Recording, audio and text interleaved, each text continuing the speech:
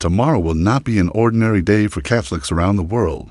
Tomorrow carries within it a call, a request, and a reminder that touches not only the life of the Church, but the hearts of each one of us. Pope Leo XIV has spoken, and what he asked is not something abstract, not a distant theological reflection, not an idea for scholars to debate in silence. What he asked is something direct, concrete, and powerful, something that has the potential to shape the way we live our faith day by day. He did not choose to speak about politics. He did not decide to enter into the storms of controversy. Instead, he placed before us a sign, an invitation that points to something greater. He asked us to turn to prayer, to fasting, and to peace, and in doing so, he has reopened a path that for many had been forgotten, a path that unites us not only with our faith, but with one another. As the people of God, when Pope Leo XIV spoke, during the general audience at the Vatican, people were not expecting such words. Many came thinking they would hear greetings, perhaps a reflection on the readings of the day, or a simple message of encouragement. But what they heard was something more. His voice, calm and clear, carried with it an urgency. It was not a cry of alarm, nor was it a speech filled with political terms. It was the tone of a father speaking to his children, of a shepherd guiding his flock. He was not speaking to analysts or commentators. He was speaking to ordinary men and women, to the faithful, to those who struggle in their daily lives, to those who feel the weight of the world's problems pressing in on them. And what he said was simple. On August 22nd, the Church must live a day of fasting and prayer, together, united as one body. At first glance, it may seem like a small request, but if we pause and reflect, we begin to understand how extraordinary this invitation really is in a world filled with division, with violence, with noise. Here is a pope asking us to embrace silence, sacrifice, and unity. He did not speak about winning debates.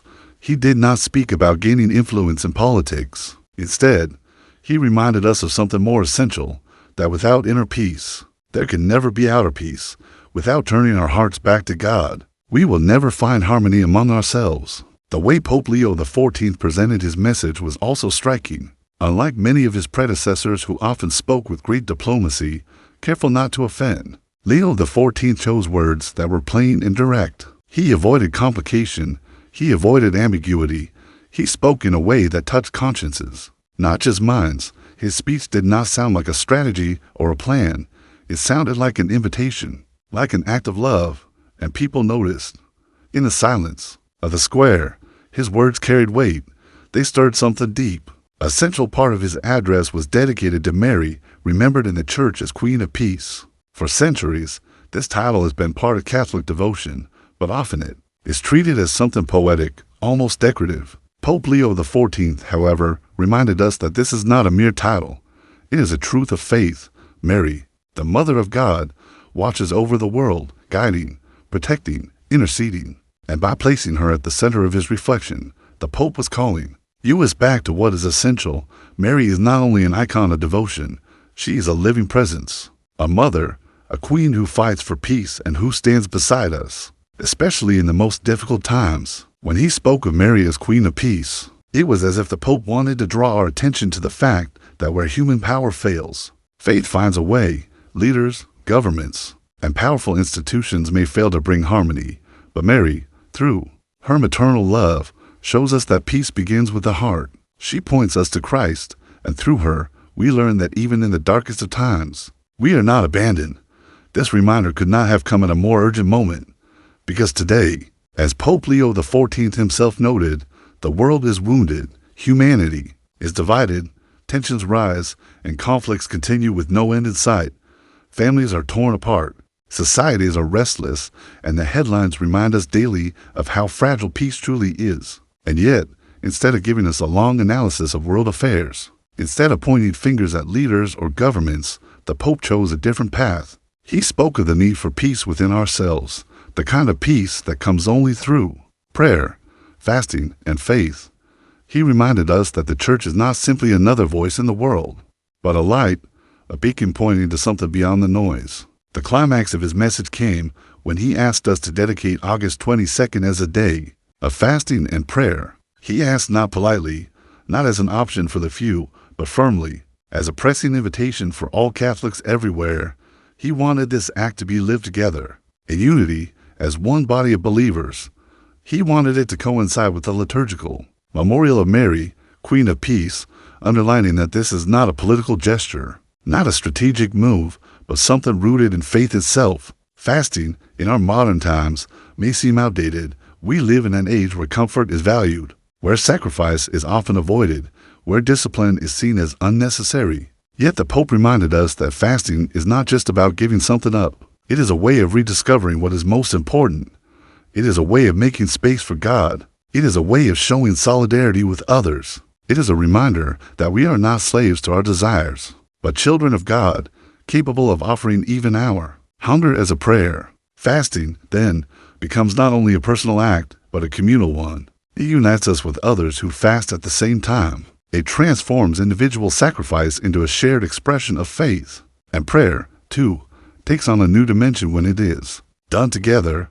The Pope did not ask us to pray alone in the quiet of our homes, though that is also important. He asked for a prayer that is communal, a prayer that brings together the hopes, the tears, the joys, and the struggles of people from all over the world. When millions of voices rise together, when millions of hearts turn to God at the same time, something powerful happens. It becomes not only an act of devotion, but a prophetic sign. It shows the world that faith is alive, that God's people have not forgotten their calling. The response to the Pope's words was immediate. Bishops, priests, and religious communities quickly expressed their support. Many dioceses began preparing prayer vigils, moments of adoration, and community gatherings. Lay people also responded with enthusiasm, sharing the Pope's call on social media, speaking in parishes, inviting friends and family to participate. There was a sense that this was more than a simple announcement. It was something that had touched a nerve, something that awakened a desire long dormant. People were thirsty for a concrete act of faith, something that was not just words, but action. Commentators began to notice this as well. They pointed out that such widespread participation in a papal initiative had not been seen in a long time. People are tired of empty speeches. They are tired of debates that never lead to action. What they want is something real, something they can live together, and Pope Leo XIV gave them exactly that. He gave them a chance to act, to unite, to make a gesture that transcends boundaries of culture, language, and nation. It is striking how in just a few words, the Pope managed to bring an ancient theme back to the heart of the Church. Fasting and prayer are not new. They are practices as old as the faith itself. But in our modern world, they have been pushed aside, forgotten by many, replaced by business and distraction, by calling us back to fasting and prayer. Pope Leo XIV reminded us that these are not outdated customs. They are living practices. They are paths to peace. They are ways of opening our hearts to God and to each other. What makes this moment so powerful is that it is not abstract. It is not an idea to be debated. It is something to be lived. Each one of us can participate. Each one of us can fast, can pray, can join our voice to the voices of millions. And in doing so, we become part of something larger, something greater, something holy. This is the power of the Pope's voice, not because it is his alone, but because it calls us to unite, to act together as one people under God. The story of this invitation will not end tomorrow. Tomorrow is only the beginning. What Pope Leo XIV has asked us to do is not a one-time act. It is a reminder, a seed planted in our hearts, a call to live differently every day. Peace does not come from one act, but from a way of life. Fasting and prayer are not only for August 22nd. They are practices we can carry with us. Habits that can transform us, disciplines that can bring us closer to God and to one another. So when we think about this day, when we prepare to fast and pray together, we should not see it as an obligation. We should see it as an opportunity to rediscover what matters, an opportunity to unite with brothers and sisters around the world.